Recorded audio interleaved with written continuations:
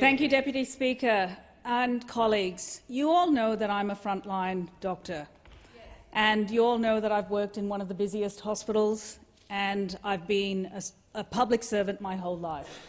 What you may not know is this. A few years ago, it came to my attention that I had been underpaid by my workplace, and it was an inadvertent mistake. But it took a lot of advocacy to try and get this rectified. And one of the groups I turned to, along with my two colleagues, who incidentally happened to be other female doctors, was my union. Now, I've been a member of a union my whole career. I joined when I was an intern 26 years ago.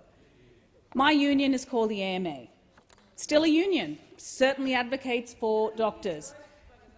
Except the only difference is that we have nicer shoes. That's it. But thanks to their advocacy, this wage problem was rectified. Now, the thing that's important here is that I'm a doctor. I've gone through medical school. I've gone through 12 years of specialist training. I even have a PhD.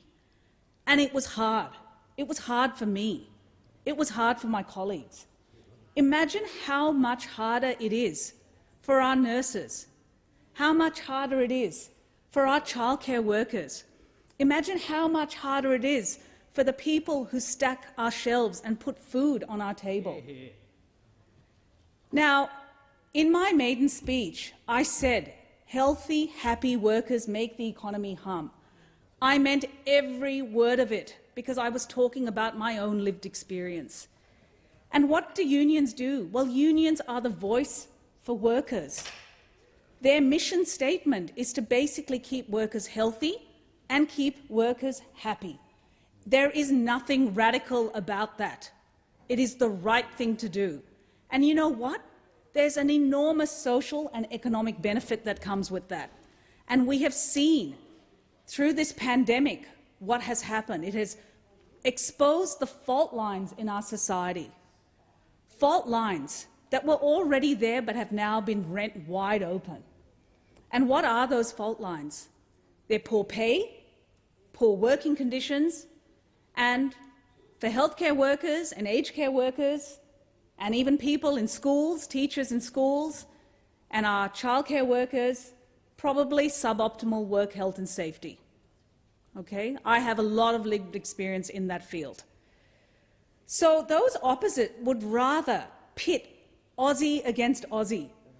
They would rather pit workers against business, workers against industry, school teachers against their governments, because that's what they peddled for 9 long years. It was toxic division. And what has been the end result? The end result is that it has weakened us all. It has nearly brought down the house. Now, we as a government are not here to dwell on the past. We are in repair and recovery mode. And we are focused on rebuilding those foundations that have been crumbling under those opposite.